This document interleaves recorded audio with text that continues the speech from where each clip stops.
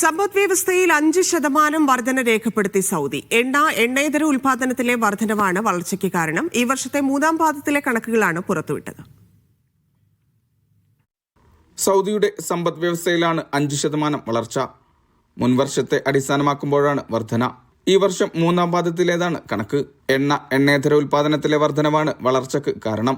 എണ്ണ മേഖലയിൽ വർഷം തോറും 8.2% വളർച്ചയും എണ്ണ ഇതര മേഖലയിൽ 4.5% വളർച്ചയുമാണ് രേഖപ്പെടുത്തിയത്.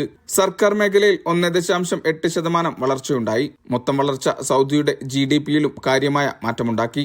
ഈ വർഷം മൂന്നാം പാദത്തിൽ മാത്രമായി GDP വർദ്ധിച്ചത് 1.4%.